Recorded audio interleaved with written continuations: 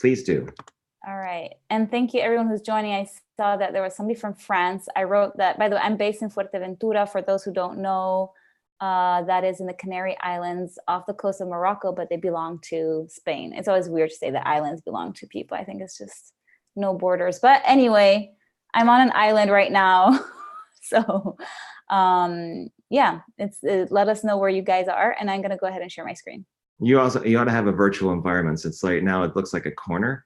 It would be better if you used Zoom's native ability to. Oh, I should. You know, I've never used that yet. I love it when people use it, and for some reason, I'm very shy to use it. Maybe I should go crazy. Well, I know that you're going to do mine, but when you come out of your presentation, then I can show my background. Please do. We can actually like try different ones and go like a competition. No, no competition. Just what the preference is. Yeah. Oh, all right. Maybe I'm too competitive. But anyway, hello again to everyone.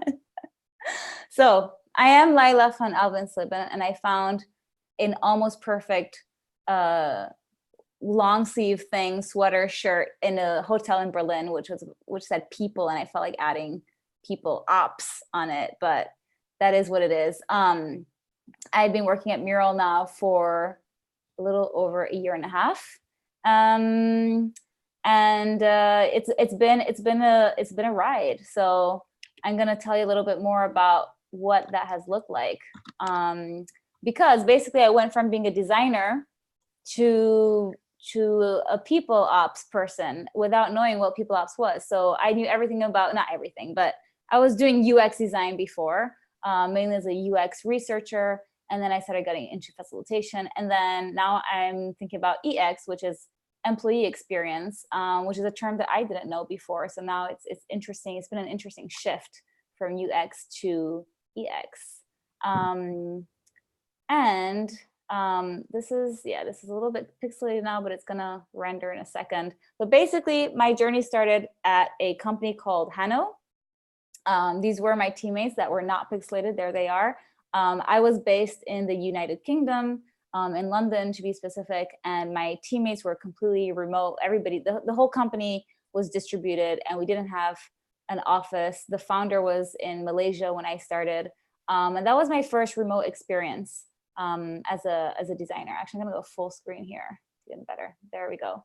And that was my first experience as a remote person, as a designer, and it was really, really insightful. They were super structured at Hano when it came to remote communication and collaboration and how to do remote design sprints. So I ended up writing my master's thesis while I was with them around remote design thinking. If anybody is interested, you can find it on Medium. If you just Google it, you'll find it. So that was my first experience. And as I said, we were based around the world, mainly in Europe and Southeast Asia, although occasionally one of us would travel to the US, but just very shortly to meet some clients face to face. And yeah, we use a number of tools like Slack, Zoom, the usual suspects in remote teams. And we also use Mural. And at the time, I just thought it was a cool tool. And I also started doing something else aside from being a UX designer and facilitating remote design sprints internally. I started getting a lot of questions from people around the world asking, how do you do a design sprint remotely? How do you even work remotely? What's that like? So I set up a workshop with people at Mural, like Jim that you can see right here in the Slack. I asked Mural, hey, do you guys want to partner a little bit and try out this workshop idea that I have? And I just wanted to give people, complete strangers, so everybody you see here on Zoom, like they didn't know each other. I just threw something on Twitter and LinkedIn asking like, hey, who wants to be part of a workshop that gives you the experience of working remotely with a team? And I think the first workshop was a one-day workshop that lasted about 8 hours.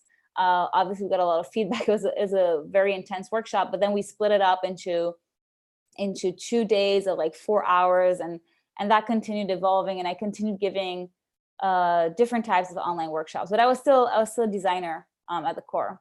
And then I left Hano and set myself up as a freelancer, and I reached out to Mural because I had this connection with Jim and Emilia and other amazing people at Mural. And I said, hey, are you looking for anyone? And they said yes. And so I joined their team, which today is about 100 employees. I say about 100 because the number just keeps increasing. Every week we're hiring somebody right now. So we are based in Buenos Aires and San Francisco. Those are two main hubs of Mural, but we also have a lot of people who work remotely in the US. We have people on the East Coast in New York and Miami, and lately we even hired somebody in Brighton in the UK. We have people in London and Amsterdam and Germany. And I'm a bit of a nomadic person. So we have this distributed team. And for those who don't know what Mural is, I'm actually using it right now. It's an online whiteboard where you can add sticky notes and icons and share your ideas visually. Yeah, it's a great tool. And I'm very excited to be using it in presentation mode today, which is a bit different than what people usually use it for. So this is the team of the people ops team. So basically when I joined Mural, at first I was working in Jim's team, who's the head of customer experience, and I was helping facilitate online workshops for the clients at Mural who wanted to learn more about remote collaboration and how to use Mural internally. And I'm also very interested in culture and how that affects distributed teams. And I've written a few blog posts about that in the past, and I've given a few talks about that. And so basically I switched from this role of facilitator / designer at Mural to a head of people ops role back in April, without having any prior knowledge of what people operations actually was, but knowing that I was very interested in culture. And of course it's more than culture. It's development of the employee, it's diversity and inclusion, it's the whole experience. As like I said before, there's the employee experience, from the beginning to the end, from recruiting to onboarding to having that experience in the company, to even offboarding. So I'm learning a lot. Luckily, I have a lot of people who are part of my team who are also distributed in different countries, different time zones, and I'm learning a lot through them as well. And when I started in this role, it's also, by the way, the first time that I manage a team. So I had a lot of questions for myself, such as, how can I be a good remote leader? Of course, I've had great managers in the past, so I use them a bit as role models, but I also reached out to tons of people that I knew in my network, asking them for advice, right? So I was looking for people who could kind of mentor me on my journey, because becoming a manager is one thing, and then becoming a manager remotely is another thing, and then becoming a manager remotely in a new team that you have to build from scratch is another challenge. So I like challenges, and I took many at once. With my team, what we did in the beginning, so in the beginning we weren't 5, we were 3. We used the Team Canvas, which is a really, really cool framework. If you haven't used it in the past, check out theteamcanvas.com, and you get this framework, which we also have within Mural, and you can just use it as a template. And so we started talking about what our strengths were, what our weaknesses were, which roles we were going to take. These have adapted with time. We've adapted them quite a lot.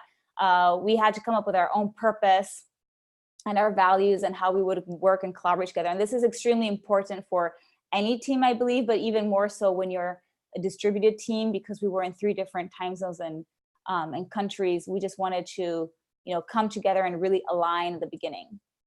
So that took a while. Sorry, went backwards there. And we came up with our mission, which was to spark joy in Mural's employee experience. And we were very inspired by Marie Kondo. So for those of you who know Marie Kondo, she's somebody who wrote a book, actually, I think 2 books already at least, on how to declutter your home. Basically, she says it's not necessarily about minimalism. It's just about keeping things that give you joy and getting rid of everything that doesn't. So we kind of see our purpose at Mural in doing the same thing. Let's remove what is cluttering the experience of the employee within the company and make sure that we can focus inwards on ourselves and find some kind of alignment and ultimately help people achieve the best work of their lives. We also identified our values. So these are different from the company values. These are specifically our team values. We wanted to make sure that we knew what we stood for and what we were aiming for. So we wanted to be people positive. We wanted to make sure that we're putting people first.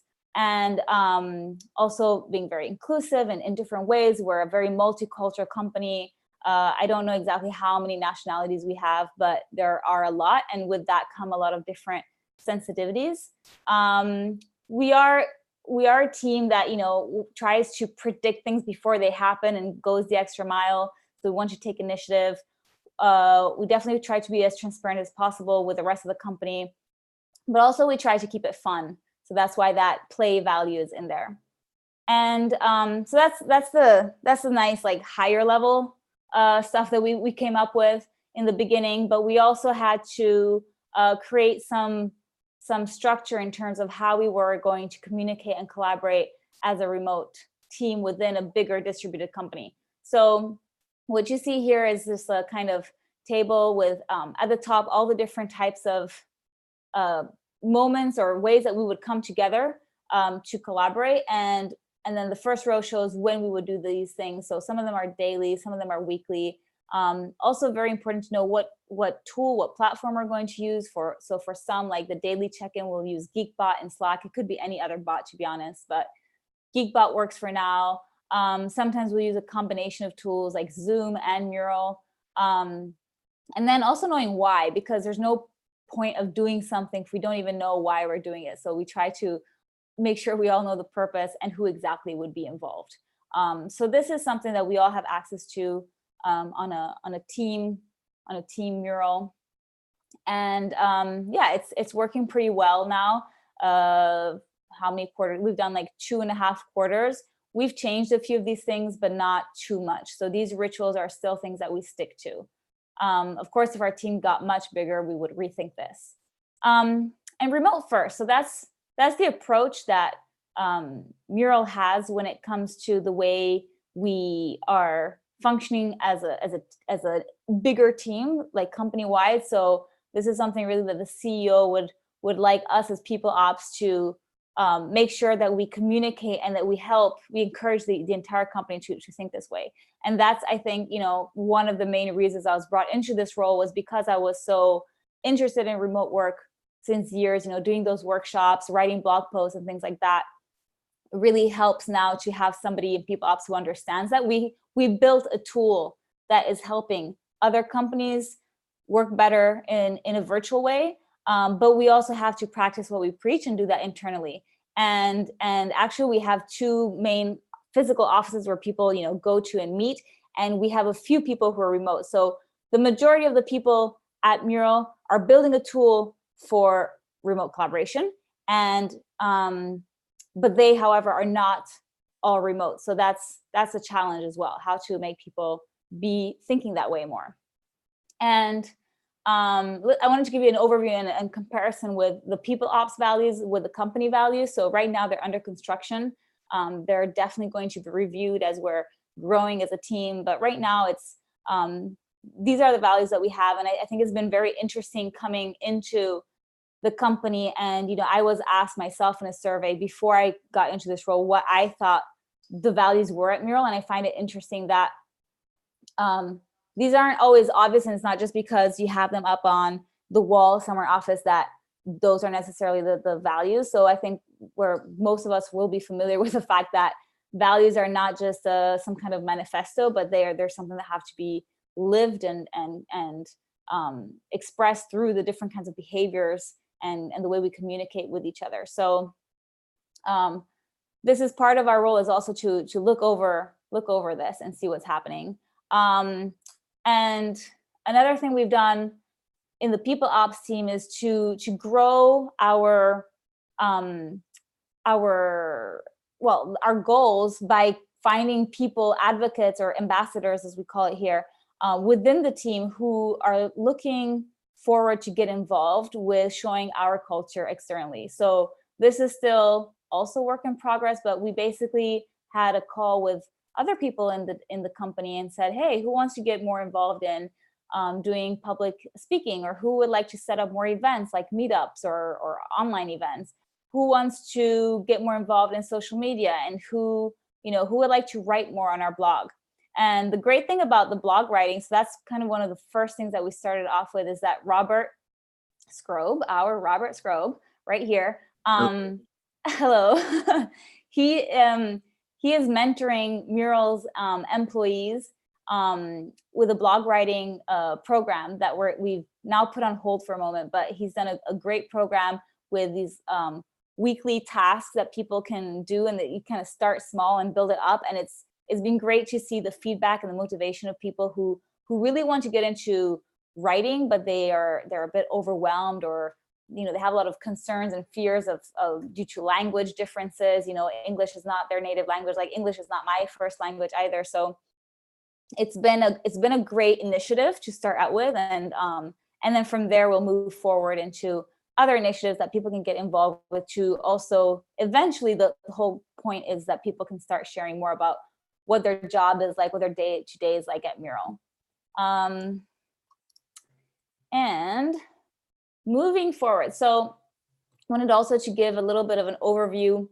This has also changed a little bit, but in the beginning, when we were mapping out what People Ops does, what we get involved in, there are different areas of impact. So of course, it's not all about culture. That's just the part that maybe I'm most interested in, but there's a lot to do around employee engagement and developing people along their career path, helping, also bringing new people in. How is Mural going to scale if we're going to hire so many people in the next months? We have to make sure that we're providing all the kinds of benefits that they need, as well as the skills that they need to continue growing as people.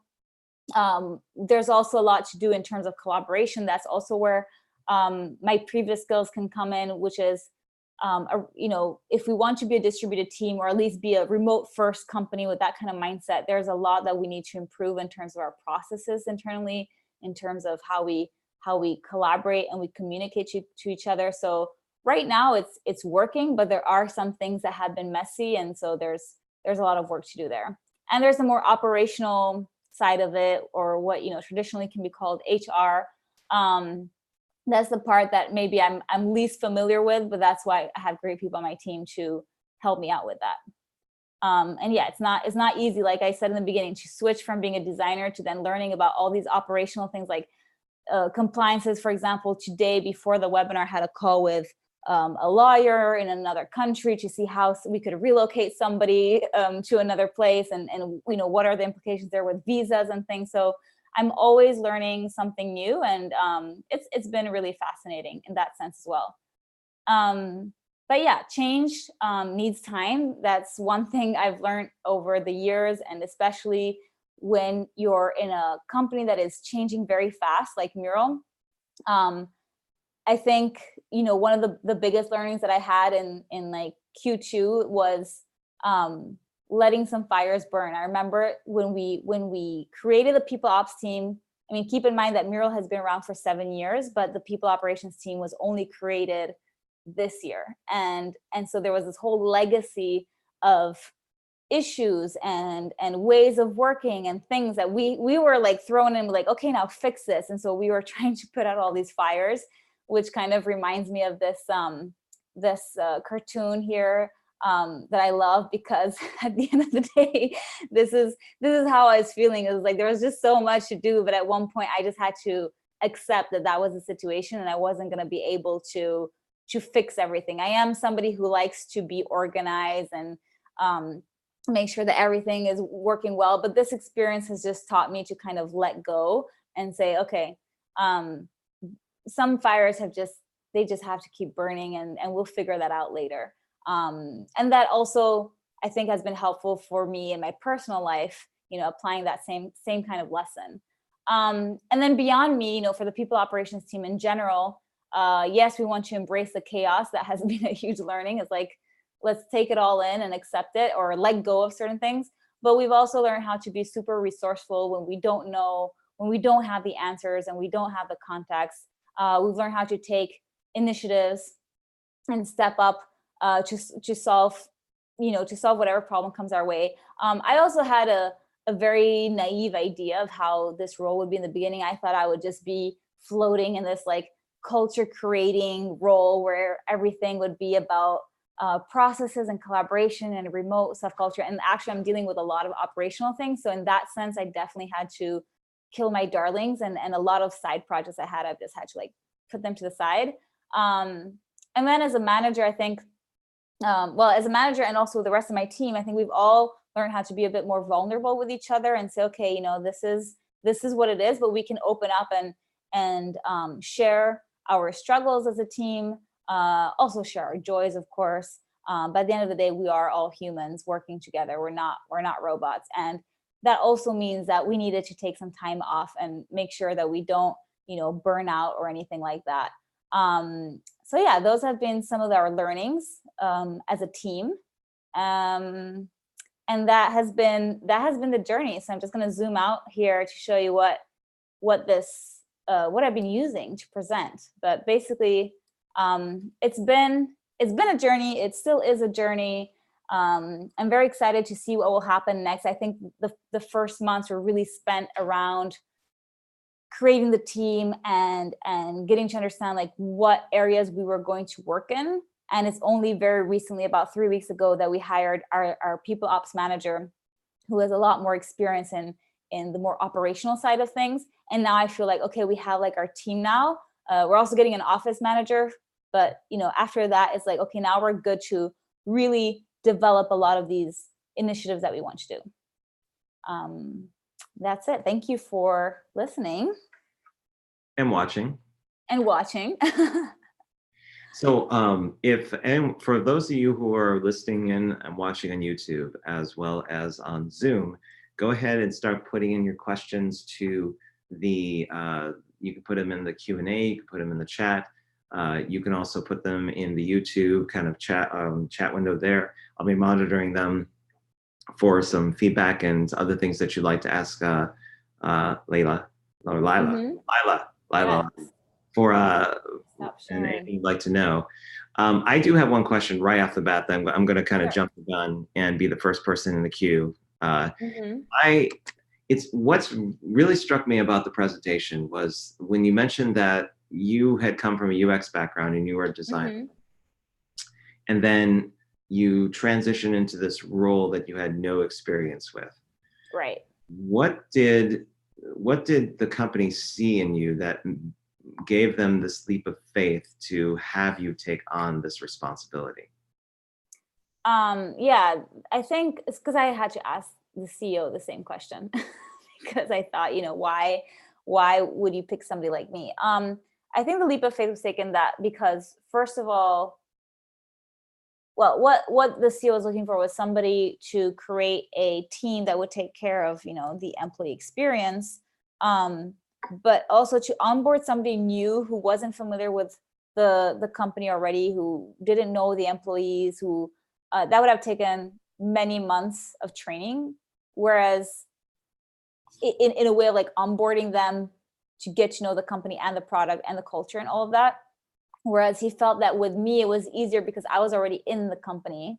So I already knew, I had met almost everybody at the company retreat that they organized last year. So they flew me over. I had met everybody. I'd been to the office once or twice.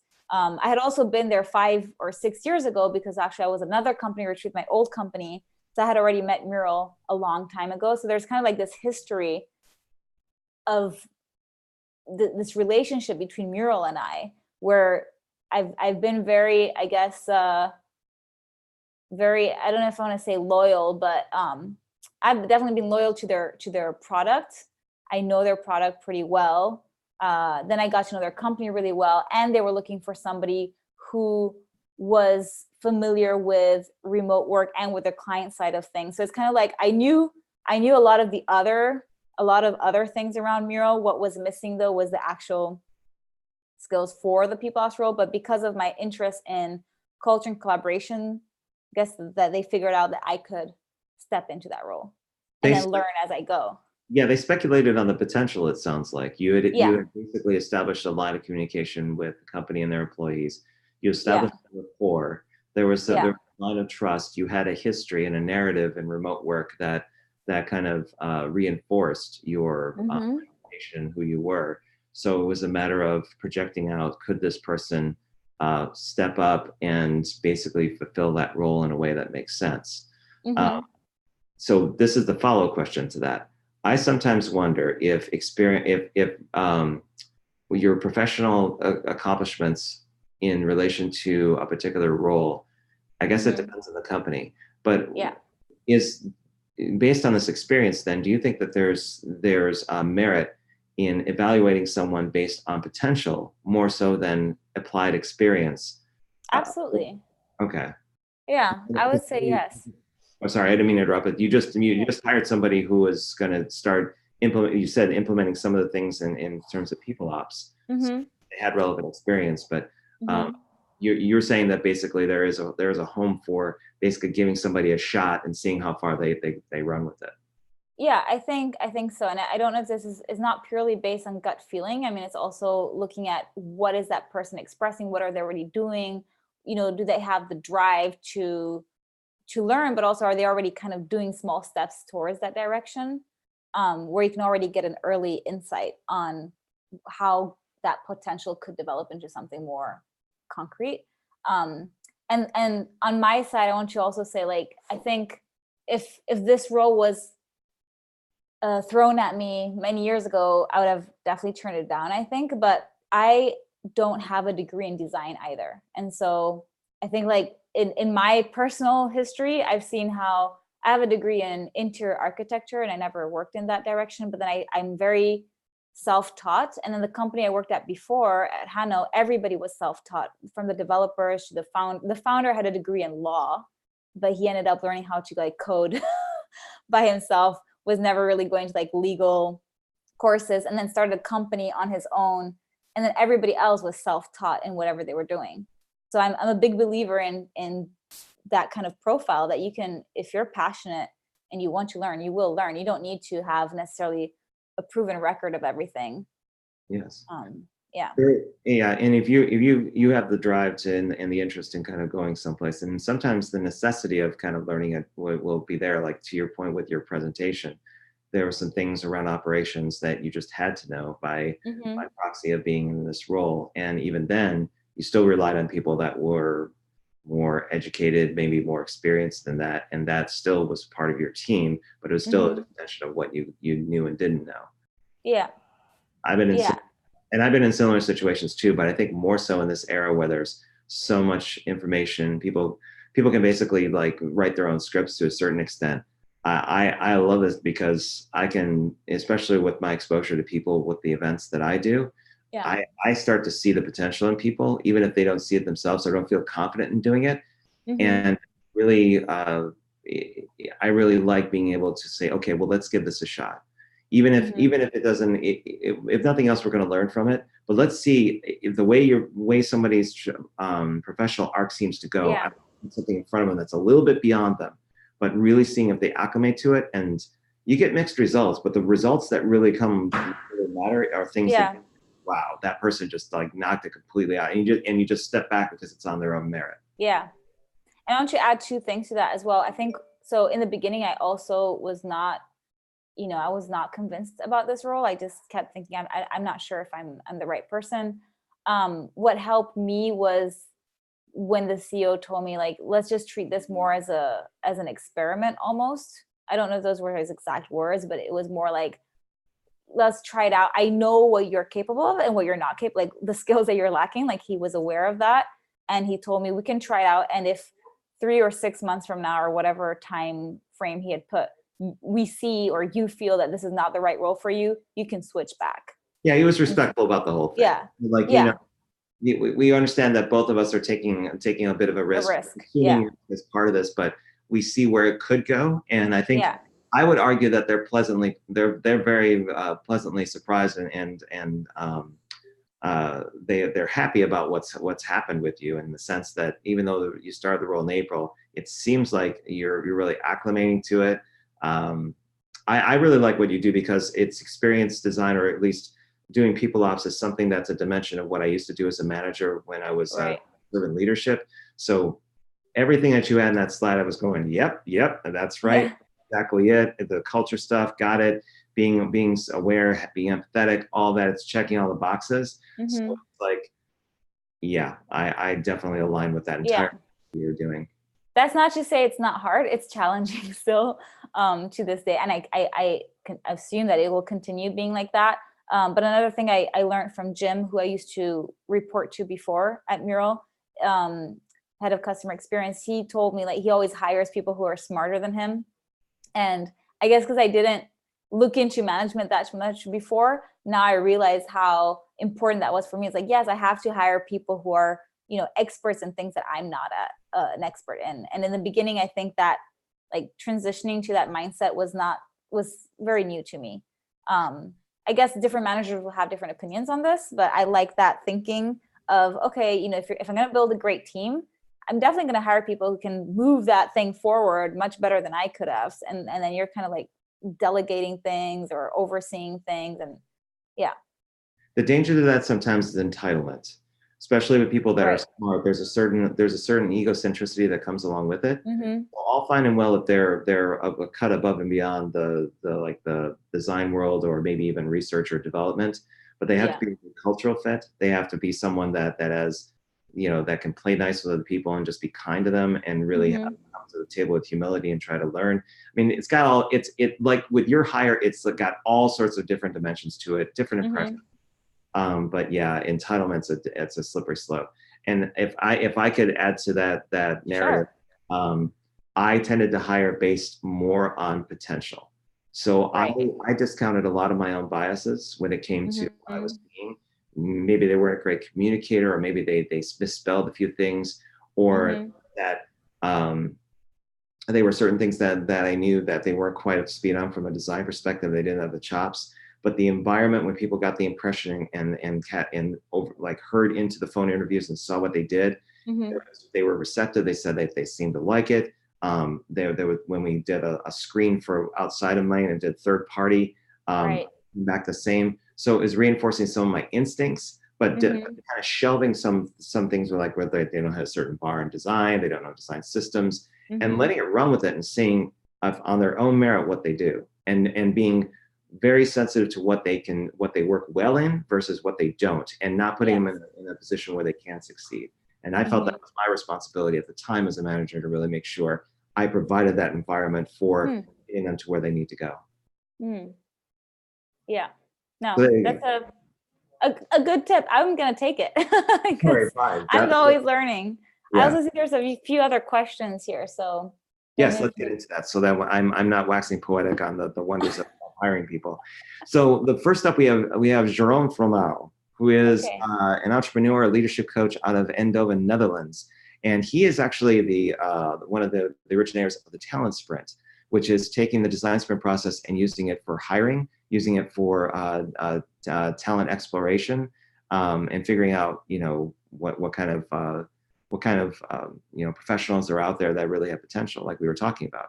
He Mm-hmm. asked the question, is there any other company that is as remote or virtual as Mural? And he also asks, who can you actively learn from? Mm-hmm. Well, first of all, hi, Jerome. Um, and other companies that are as remote or virtual as I think there are companies that are even more remote and virtual than Mural, a lot more, because as I said before, Mural has this software that is helping companies work remotely. However, we are not 100% remote. We have, I don't know what the percentage is right now, but we have about 60 people in the office in Buenos Aires, in Argentina. And then we have there's about 10, 15 people in the office in San Francisco. And then the rest of us are working remotely from home or from co-working spaces. So we are not one of those companies that are fully remote at all. Or fully virtual. And I think, one of the challenges that we have at Mural, and again, that's why I was brought in, is how can we bring that remote first mindset to everybody, especially the people who work from an office, because they, although we're building this tool for that specific purpose, they are not going through that on a day-to-day basis. And to give an example, we moved somebody who was in our support team. We relocated him from Argentina to Germany. So he's based in Berlin now. And I, went out to Berlin to see him a few weeks or months ago. And he said, wow, this is the first time that I understand what it's like to be fully remote, because he never was before. He was at the company, or he would work at the office, or sometimes he'd work from home in Argentina. It was like flexible working, but he never had that thing of like, I have no teammates around me. I have no office. I also, due to the time zone difference, I have nobody to talk to for like the first 5 hours of the day. And he, he responds to tickets. And then, but he also said, now I even understand the potential of our tool even better, because I didn't understand how amazing our tool was until I left the office. So that's been a very interesting insight for him and for me. And because he was feeling a little bit isolated in the beginning, that happens to a lot of people who are not used to working fully remote. So, I gave him a few tips. I also made sure that, he would do like more like weekly check-ins with his team and get more involved in the other kind of rituals that we have. And now he's feeling much, much better. And we're also doing more like in-person meetings with people who are based in Europe. And that's also helped him feel more connected. But the question was also like, who else can we actively look at in terms of companies? There's companies who are doing fully distributed collaboration really well. So a lot of them are, they're you often hear their names. Buffer is one of those companies. Also have a great blog, and they have a great community I used to be part of as well. I think Zapier is also fully distributed. A lot of these are software companies, but there are companies that come to mind. The company I worked at before, even though it was very small, it was 8 people, but Hanno we had a great blog about this as well, if you want to read what they did. InVision is another company that's also very, very distributed. So there's a lot of companies there who I would say are more virtual than Mural in the way that they work. Great. Yeah. Thanks for the question, Jerome. Next up, we got Oliver Lardy. He is the Chief Executive Officer of Contexto Global. He's based out of France. He's also a Mural design consultant partner. Hello. And his question to you is, do you use your multilingual skills daily, weekly, monthly, and also into your internally or externally remote work? So multilingual skills, I use them not daily. I'd say I use them occasionally, maybe a few times a month. To be honest, so Mural is interesting because the company has a lot of Argentinians. So Spanish is a language that is spoken a lot at the office there, but on Slack, everything is in English. I think there's maybe one channel where things are in Spanish, or a few, but probably more than just one, but I'm not part of those. But I to communicate with people at Mural, I always use English. The only time I use Spanish is when maybe I jump into a meeting where there's only Argentinians and are speaking Spanish to each other, and then I can pick it up or understand. Or today I use Spanish to speak to a lawyer, but otherwise I don't use it. I don't use my other languages very often. Okay, thank you, Oliver. Next up, we have Angela Scott. She is the product manager at Pearson Online, and she's out of Aberdeen, Washington. And she writes, when learning new things like your legal conversation about relocating an employee, do you use Mural for capturing notes or any planning associated with that? Or do you revert to something like Google Docs? Basically, how else do you use Mural in your day-to-day role and operations work? That's a great question. I have used Mural for taking notes. And what's great is, for example, I can quickly do a very quick demo now. If we were talking, you and I, Robert, and I'm just gonna go to a blank part here, and you were telling me something, I would just share my screen, because I'm not assuming everybody's gonna know how to use Mural. So I would just say, oh, okay, you're talking to me about your next webinar, which is on this topic here, and then it looks very, very familiar. Yeah, and I would just be taking notes. Obviously, there'd be more content here, but I would just show people as they're talking that I'm taking notes about whatever it is, and I just keep going. And they're quite impressed when I do that. And I might even add some icons here if I want to, I can say, okay, this is a very important webinar. And so I've done that in the past. I have not done that with a lawyer. Today I took notes in, because I didn't want to copy paste things again. I put them directly in Asana, which is our project management tool, which I'm using with my team. And so we already have a thread in Asana about this relocation. So I just put it straight in there. I've also used Google Docs. So it really depends on how much I think I'm going to write. If I'm going to be transcribing, I sometimes do like live transcribing for a user research interview or something like that. I do that in Google Docs. If it's like a long interview, if it's just like short notes, I might do it in Mural. If it's a thread that's already existent somewhere else, even in Slack, I've taken notes in Slack, even for myself. Yeah. Okay. And actually, I have a follow-up question to what Angela just asked. Is that what kind of plans does Mural have for integrating with other applications and enterprise applications? Specifically around like, I know that other competitors kind of do this where they especially with developers, they may kind of use this as an extension, a visual extension of what they do. Sure. Like Trello does with kind of like doing Kanban or Scrum or anything else. I Yeah. know that's within Mural, but are there plans or are you, or maybe you already have an ability to kind of integrate into existing enterprise applications? Right. So we do integrate with Jira. Actually, we have a page. Let me just double check that this is the right page before I send you guys the wrong link. But I believe it's Mural. Yes, it is. So I'm going to pop it here into the chat. It's mural.co /integrations. So if you go onto that page, you will see all the integrations that we have. So we have with like Dropbox, Jira, Microsoft Teams, GitHub, with Slack, obviously Google Calendar is a more recent one. All the icons you see in Mural, those come from the Noun project. If you don't know, that's a very cool website with lots of icons that people update. And you can also, like, for example, integrate with Google Docs or Word or spreadsheets or Google Sheets. Basically, if I'm going to copy a bunch of cells and I copy and then those cells from a spreadsheet and then paste them in Mural, they will appear as individual sticky notes. And you can also revert that. So you can also go from like copying a row of sticky notes and then pasting it in the spreadsheet.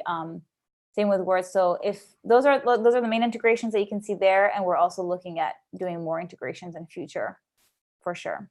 Cool. And Nora Scully made a note or made a mention here that Notability is a great note-taking app as well. When you were mentioning how to kind of like track things. And Yeah. Nora, you were asking about interviews in terms of later recording. Everything is streamed to YouTube, so I'll share the link later on with you because you're in the GVDS. I'll just basically put it in the general channel, and I'm going to put a summary of all the different interviews I've done to date for this particular event. So yeah, I'll put those up later on. I'm looking at, let me see here, just to check to make sure. Okay, so I think at this point, Laïla. Yeah, thank you. I think we should kind of fool with our backgrounds and see what kind of Yes. what virtual environments we can do, because as much as I like seeing like a corner, it's got that effect. Okay. I'm not sure if you're on a corner in a hallway or if it's a corner in a room. So yeah, it's definitely in my living room. But let me see. So I just going to pick a virtual background, but I'm not in San Francisco. There you go. Wow. Yours looks way better, but I'm gonna put you in gallery view. This is really cheating. I think I have to like change mine because I'm not in San Francisco. I'm gonna pick grassy. Yeah, there's the grass. I have that one as well. No, when I was with Mark Tippin is when I did a lot of these downloads. So can you download some directly from? Do they have like a whole library or? No, you can basically, there's a little plus upload virtual background, and you can add one. So the best thing to do is get like a desktop screen and then put it back there. So for one, I have Bikini Bottom. So there's this. Like I'm waiting for SpongeBob or Patrick to come on the side. And the thing is, with the virtual background, it kind of like it does this weird thing. Kind of this. You can move your head back and forth. Sometimes you can go like, I'm going to make my hands disappear, and then this is very weird. And then if I want to go Star Wars, I'm on Tatooine. I love that. I'm a lonely Jedi, just waiting for somebody to pick me up in the Millennium Falcon. I'm definitely like one of those saber lightsaber things as well. Yeah. Or I can be on a remote planet where they, they just abandoned, the empires just abandoned all their crap. Tacos. It's hanging out everywhere. So This is what's going to happen if climate change continues the way it does, basically. We're all going to live out of like junked containers of the previous era, and then we're just going to live off the land. And yeah, exactly. Well, we'll all be resistant to like nuclear like radiation. Exactly. This is fun. I'm going to upload some. Yes, you definitely should, because it could be like one of those like, I'm not really in the Canary Islands right now. I'm actually on vacation in Greece, or I'm actually like in my 3D realm right now. So you're seeing me in a 3D environment. I'm like in a, like I wouldn't say Fortnite, but something like an adventure game, like in a 3D world or something. Yes. Thank you so much again. Oh no, it was wonderful having you on. Before we leave, let's review again where people should go for more information about you and about Mural. Where? So Mural, I was gonna write in the chat. That's Mural. Where else am I? I am Laïla von A on Twitter. Mm-hmm. I have my own website, which is lailavon.com. You can find me on LinkedIn. If I guess it's linkedin.com/LailaVon. The only reason I put an A for Twitter is because somebody else had Laïla von already. So yeah, and we don't appreciate it. We'll have to Twitter that person saying, "What did you do? You could have better." Exactly. And then if you go to my website, you'll find all my social medium and all the socials. You also have an upcoming event for Nomad City 2019. I do. November 7th and 9th. That's going to be at the Alfredo Cross Auditorium in Las Palmas, Spain. Will you be presenting there, or is this going to be a mural kind of endeavor? I'm doing a workshop. Okay. So last year I went to Nomad City, which is a great conference, by the way. And if you would like to come to the Canary Islands to that conference, I do have a speaker's code for like a 30% discount or something like that.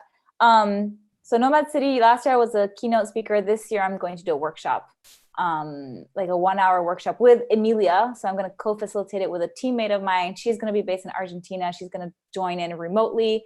And we're going to do a very short workshop on fueling innovation with virtual devices and all the good stuff. Will this be recorded so that people can watch it later on if the event's over? Or is it just for people that go to the Nomads? I think so. I'm not sure about that. I think it's just for the people who are attending the conference. But if you do want to know about our workshop, phone recorder, so that people can basically you can like, well, okay, if you weren't there, there's like the desktop view of what we were doing. Yeah, maybe I'm gonna have to ask them what their terms and conditions are for that. Yeah, but we have a lot of webinars on, if you want to see like Mural in action, you can go to mural.co/webinars, I believe it is. And we have a lot of things that are pre-recorded that you can check out. Cool. Well, one last question before we leave. Andy Davis, who is here in Dallas, Texas, he's the head of UX and Inspiris. He rewrites, how do Mural teams comprised of both remote and physical presence celebrate wins and recognize each other's successes? So at the moment, what we have is on Slack. It's a very quick way to show recognition. We have a channel dedicated to that. So it's called Kudos, and people can share all their thank yous there. And usually it's, people are very reactive and responsive. And whenever we share Kudos, Robert is flying in outer space. I love it. So that's one way we're doing, but we are looking at, the People Ops team is looking at ways of building up that kind of recognition into also different kinds of experiences or awards, or, I used to use a thing called Bonusly at Hanno, which was a cool platform where you get like a certain number of credits each month, each employee, and then you can hand out those credits or those points to different people, and also like attach them to specific values. So if you see that like, hey, Robert did this, and he's a champion of transparency, which is one of our company values, then he gets like, I don't know, I want to give him like 10 credits because he's amazing. And you can like add gifts and all that kind of stuff. But then once you collect a lot of credits as an employee, when the ones that you receive, you can redeem them for different, like a gift card at Amazon, or It could also be like you want to donate, that like each credit is equivalent to some kind of amount of money. So you can also donate to charity or whatever it is. There's lots of stuff. And yeah, my team is looking into that. We haven't sorted that out yet. One thing at a time, but yeah. Maybe we should talk offline, because I created one for my previous employer, and it worked beautifully well. That integrated not only with team events, but also it was kind of peer based. So we'll definitely exchange notes offline. I love that it's you turning your head, your hair is like waving by itself. It's like waving. It's hard to keep a serious face. Yeah, well, look at my face with the glasses. Watch how it kind of like, it just. Oh yeah. It's like the tech is not quite there. They're kind of working on it, but I kind of wanted to say this way though, because I'm tired of like perfect images that people put of themselves everywhere. It's just like, this is the imperfect internet, how it used to be when you had like terrible fonts and it's clunky and experimental.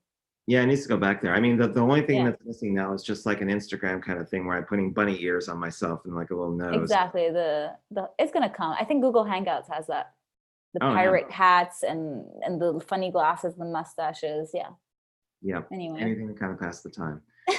Okay. Laïla, thank you so much for Thanks again. GVDS Presents. I really appreciate it. Again, you can check all the show notes later on. Laila's put all the links there for you to check out what she does.